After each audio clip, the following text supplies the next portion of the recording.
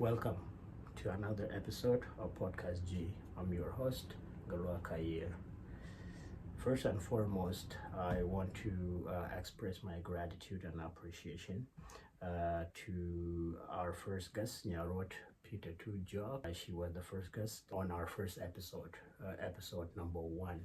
So if you haven't watched the episode, please feel free to go on our Facebook page, South Sudanese Canadians Diaspora TV on Facebook, or please go subscribe on our YouTube channel, which is Podcast G-24. Again, our YouTube channel is Podcast G-24. I want to thank Yarot for sharing her life experiences and the things she's doing, uplifting the community. Her joining us on the show and being able to speak eloquently is paramount and also a testament to what we are trying to deliver here. Candid conversations based on our life journey, our experiences, and how the next generation can pick up based on the conversation we are sharing. Thank you, Nyarot, and to all our viewers. I appreciate you for tuning in. So I appreciate all the comments, all the likes, all the shared. Please do so, and also please, your feedbacks are well valued. They are very important so that we can improve on this journey, and also we can improve our content creations to bring you the best content possible. Go subscribe on our YouTube channel at Podcast G-24, or also go like and share on our Facebook page, which is South Sudanese Canadians Diaspora TV. This is episode number 2, and on this episode we do not have a special guest invited. However, I will speak lightly on a topic that so many of us are aware of. The topic that I would like to speak on is one of the current pressing issue or pressing matter within our community. But on today's current pressing matter, I'll be speaking specifically in Calgary is village matter. Why do I think these pressing issues need to be brought into light? Why am I choosing this topic to speak on today? We know homelessness has no race, has no color, has no gender, has no specific individuals that chose to become homeless. Nobody ever woke up in their dreams and wanted to be a street person and wanted to be homeless. As human, all of us has gone through own experiences. All of us has experienced loss in our lives. Loss of family member, loss of friend, divorces, so on and so forth. So there are so many issues that cause homelessness. So when a person goes through a loss, they end up losing themselves, their surrounding, losing their responsibilities, and eventually they end up getting caught with the wrong crowd, experimenting substances, which will result in addiction, which will result in mental health, so on and so forth. So these are some of the causes that cause individuals to become homeless. So we as South Sudanese community in Calgary, I would say most of us are aware and knows of somebody who is having a rough time. Some of us even had shared a meal with them. Most of them are uncles. They are fathers. They are mothers.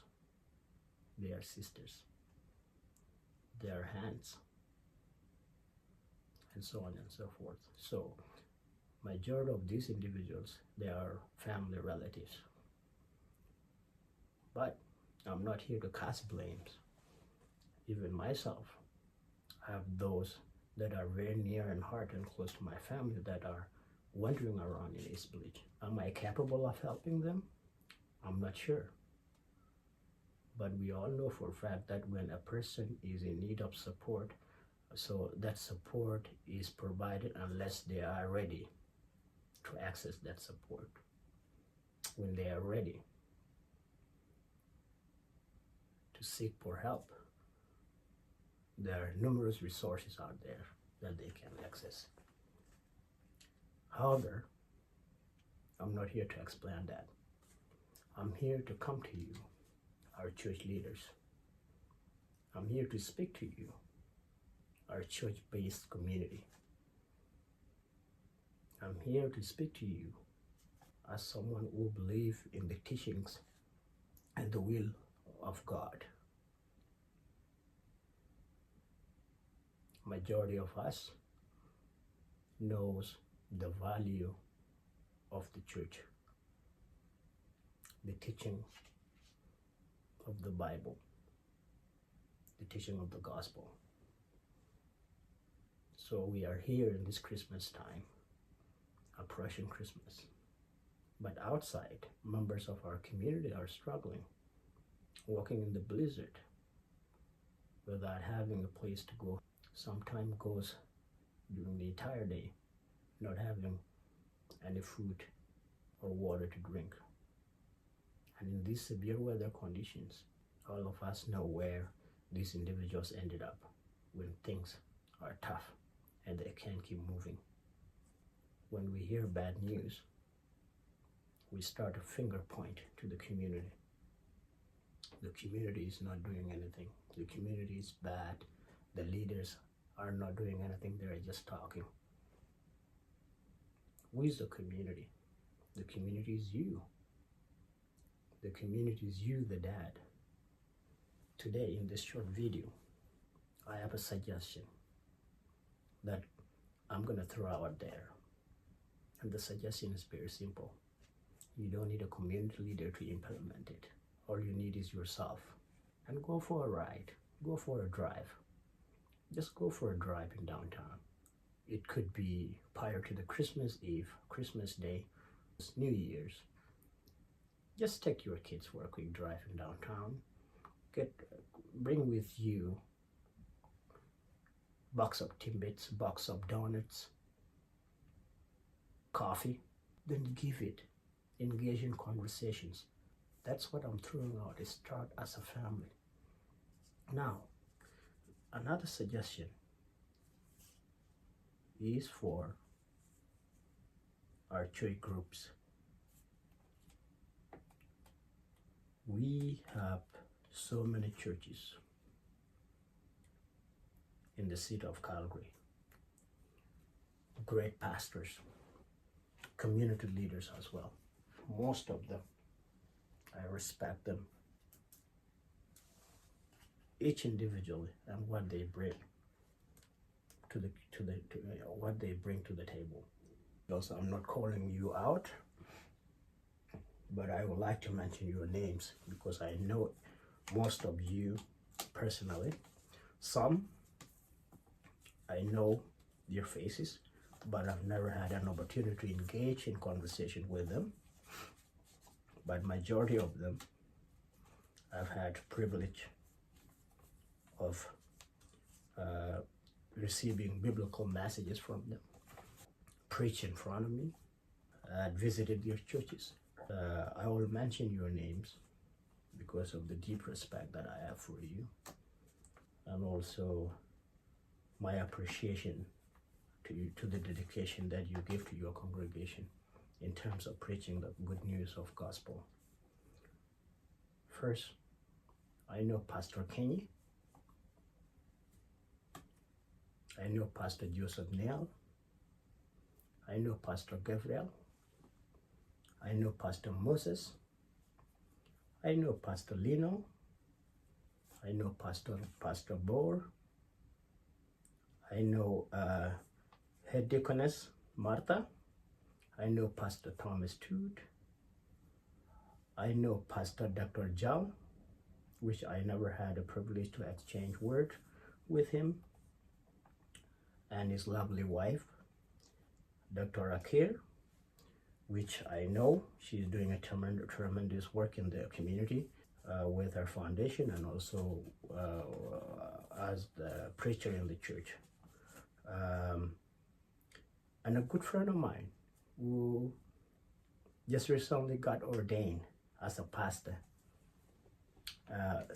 Most of my peers, they know him as Big D. His name is David, Pastor David.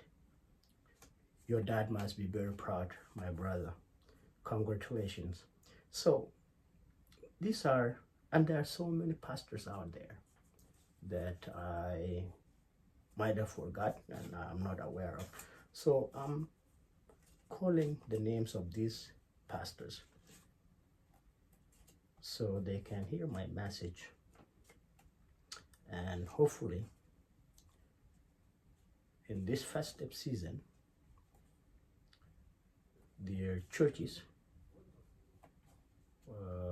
would possibly do something memorable or something miracle in this village. And one or two things that I would suggest to these pastors and their congregation. So what I would suggest is this: in this Christmas season, imagine only one Saturday morning or one Sunday morning, two pastors from these churches set a plan together, put a plan together to go and serve some hot beverages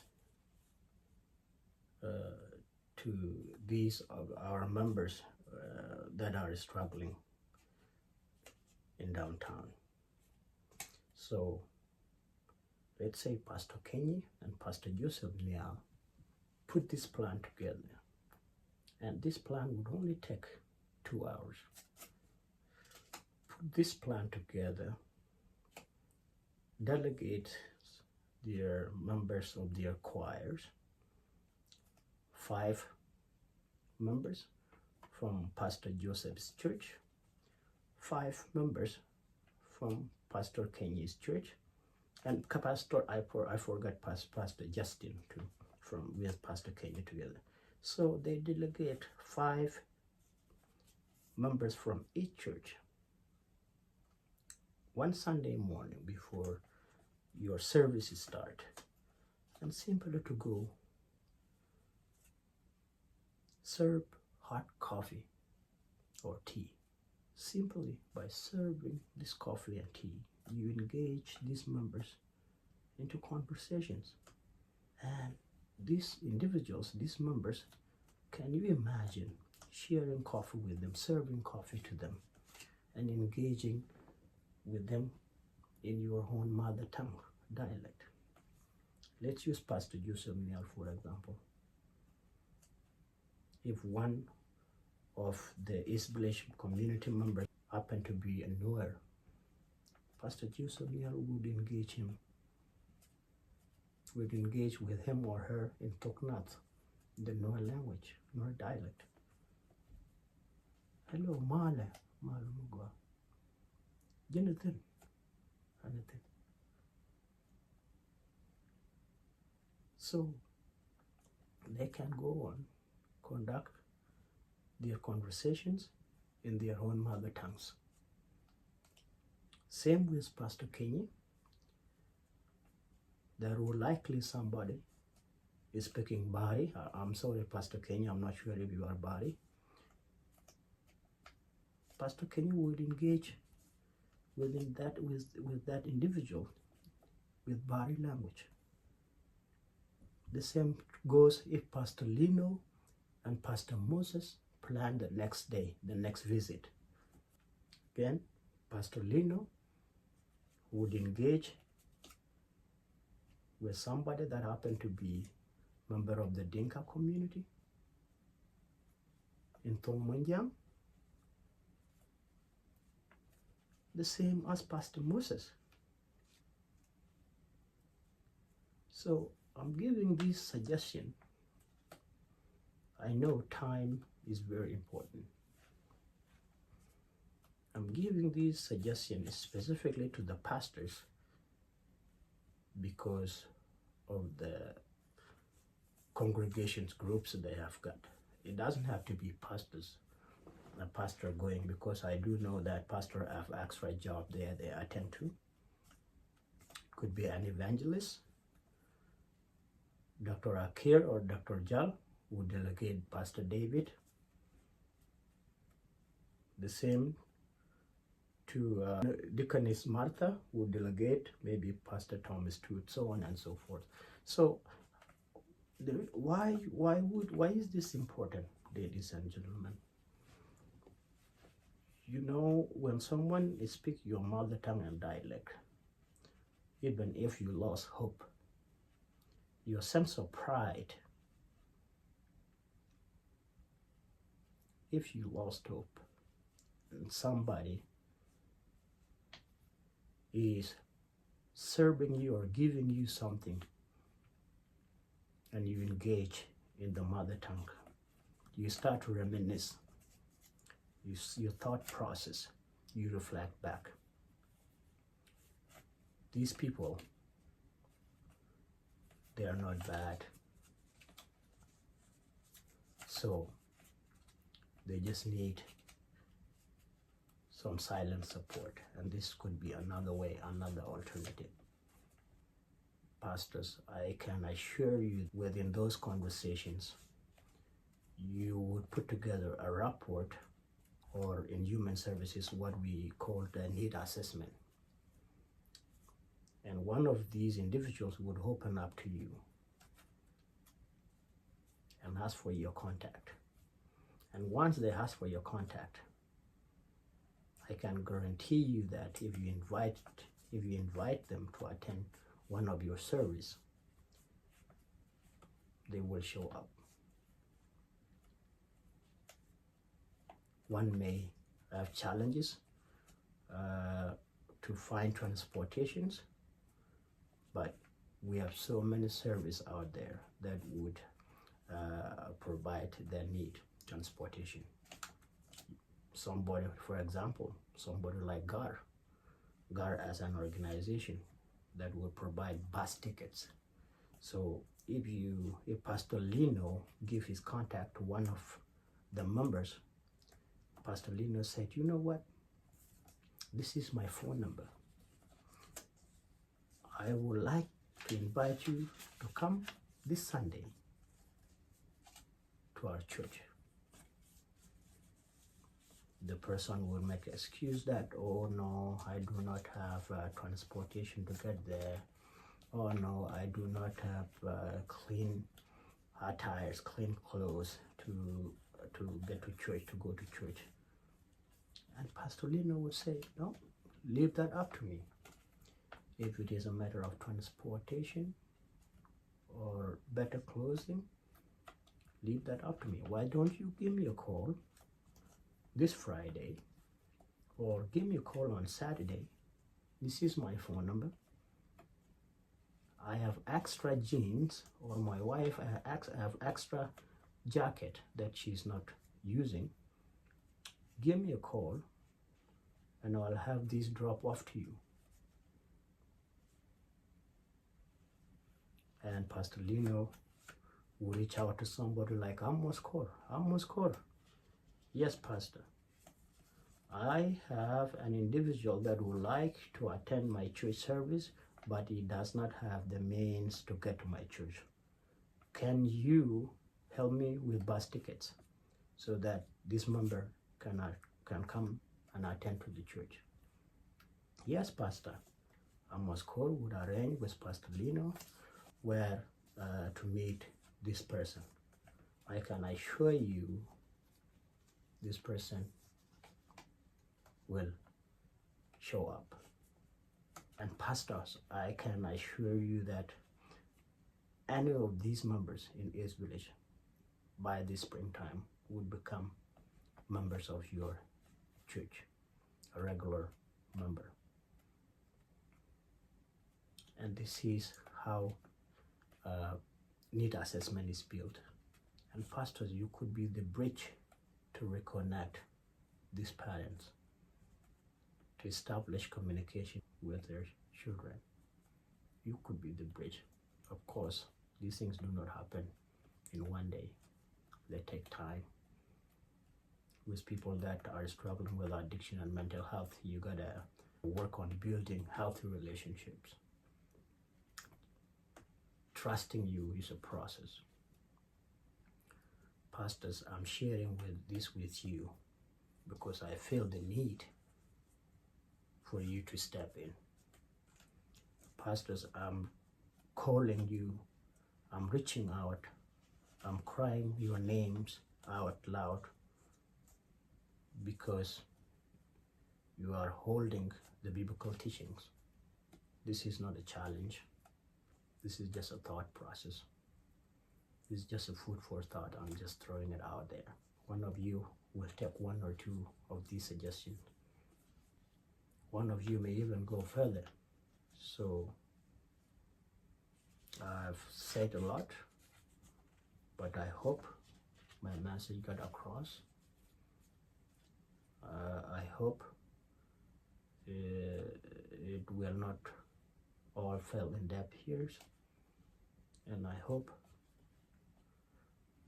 it will not cause uncertain discussions, because this is just a call for help in this Christmas holiday, and also a suggestion in which, what if all these churches collaborate? What if they all take turns?